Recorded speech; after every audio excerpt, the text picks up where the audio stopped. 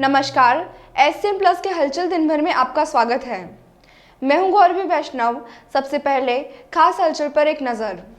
लगातार हो रही चोरियों और प्रेम सिंह बाजोर पर हमले को लेकर बीजेपी का प्रदर्शन, डीवाईएसपी और एडीएम को दिया ज्ञापन। हाईवे पर कुसुम्भी पुलिया के पास कार पलटी, एक गंभीर घायल। फतेहाबाद हरियाणा से जोधपुर जा रहे परिवार की कार हाईवे पर कुसुम्भी पुलिया के पास टायर फटने के कारण पलट गई। शाम स्वर्णकार ने जानकारी दी कि दुर्घटना में 4 जने घायल हो गए, जिन्हें लाडनू अस्पताल ले जाया गया। एक गंभीर घायल बच्ची को जोधपुर रेफर किया गया है।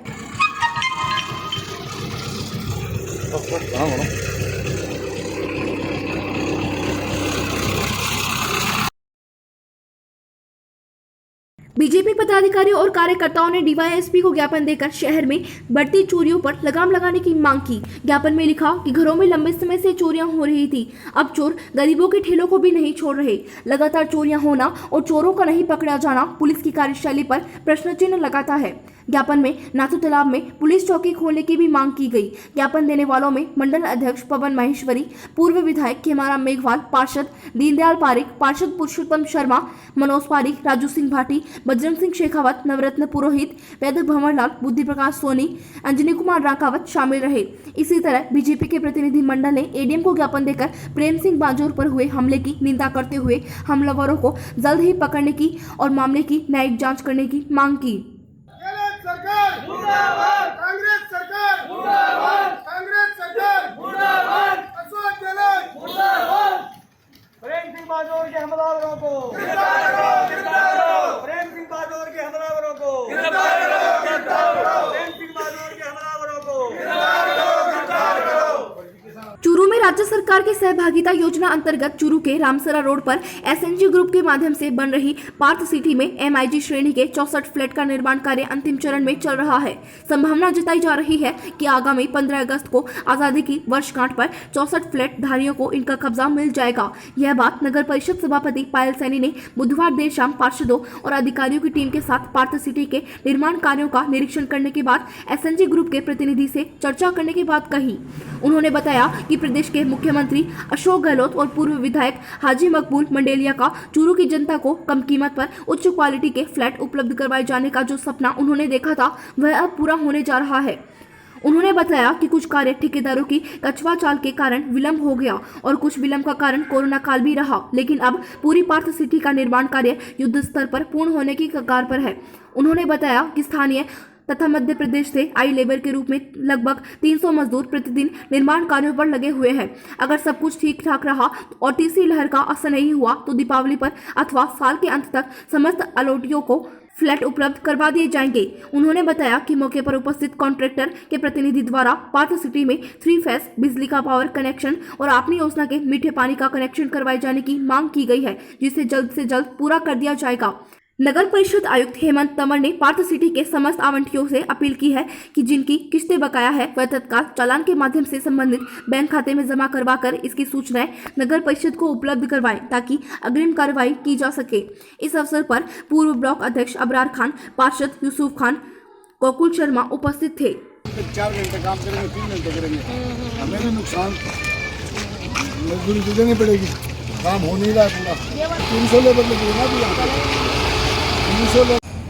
ये सारे कंप्लीट अभी हो गए, पहले नहीं थे। अंदर से खाली ढांचा ही था। ये वापस करोगे कि इनकी सीलिंग? प्लास्टर होगी ना पूरी, प्लास्टर पूरी होगी, इसकी फिलिंग नहीं है, पूरी प्लास्टर होगी 1 इंच का। पार्थ सिटी का काम जो वो पिछले कांग्रेस की सरकार, राजस्थान सरकार, मुख्यमंत्री अशोक जी गहलोत का जो ड्रीम प्रोजेक्ट था पार्थ सिटी योजना, अफोर्डेबल हाउसिंग पॉलिसी, जिसको गत वर्ष भाजपा के बोर्ड के द्वारा एकदम इसका काम रोका गया था और ठंडे बस्ते में जिसको डाल दिया गया था, अब उसका काम जो है वो युद्ध स्तर पर चालू है। पहली वाली जो विंग है वो लगभग 80% बनकर तैयार हो गई है और संबंधित ठेकेदारों के द्वारा बताया जा रहा है कि लगभग 1 हफ्ते या 15 दिवस के बीच में ये नगर परिषद को हैंडओवर भी कर देंगे। और साथ ही के अंदर जो पिछली विंग्स हैं उनमें भी कार्य जो है वो युद्ध स्तर पर चालू है और उम्मीद की जाती है कि इस साल के अंत तक ये जो फ्लैट हैं सभी लाभार्थियों को मिल जाएंगे। आज इसका निरीक्षण किया गया है और निरीक्षण के दौरान में इसके अंदर ये पाया गया है कि जो कार्य है वो अच्छी प्रगति के ऊपर चालू है, अच्छी गुणवत्ता का जो कार्य है वो किया जा रहा है। सुजानगढ़ के कोठारी रोड स्थित बैद हवेली की महफिल में पटना प्रवासी वरिष्ठ गीतकार तनसुख बैद का सुजानगढ़ डायलॉग सोसाइटी की ओर से शॉल और साहित्य भेंट कर अभिनंदन किया गया। मरुदेश संस्थान के अध्यक्ष डॉक्टर घनश्यामनाथ कच्छावा द्वारा संचालित इस आयोजन में गीतकार तनसुख बैद का एकल काव्य पाठ भी आयोजित हुआ, जिसमें उन्होंने अपने चुनिंदा राजस्थानी गीत सुनाए। इस अवसर पर तनसुख बैद ने कहा कि राजस्थानी भाषा को संवैधानिक मान्यता मिलनी चाहिए, मगर हमें आपसी बोलचाल में मातृभाषा का उपयोग करना चाहिए, जो अब बहुत जरूरी हो गया है। ऐसा करके भी हम अपनी भाषा और अपनी संस्कृति को बचा सकते हैं। कार्यक्रम की अध्यक्षता करते हुए वरिष्ठ चिंतक बाबूलाल दुगड़ ने कहा कि समाज में विभिन्न विषयों पर आपसी संवाद होने चाहिए। विशिष्ट अतिथि छापर के वरिष्ठ कवि गौरीशंकर भावुक ने भी अपने 2 भावपूर्ण राजस्थानी गीत सुनाए। कार्यक्रम के प्रारंभ में शंकर शामरिया ने आयोजकीय पृष्ठभूमि पर प्रकाश डालते हुए ऐसे कार्यक्रमों की निरंतरता पर बल दिया। इस अवसर पर कमला सिंधी, सुशीला बैद, सज्जन दुगड़, अंजू दुगड़, अरविंद विश्वेंद्रा आदि ने अपने विचार व्यक्त किए। मरुदेश संस्थान के सचिव कमल नयन तोशनीवाल, संयोजक सुमनेश शर्मा, पूर्व पार्षद लालचंद बेदी, शशि शर्मा आदि ने आगंतुकों अतिथियों का स्वागत किया। ये था SN प्लस का खास बुलेटिन हलचल दिन भर। टीवी पर देखने के लिए शेखावाटी केबल नेटवर्क के चैनल संख्या 153 पर जाएं।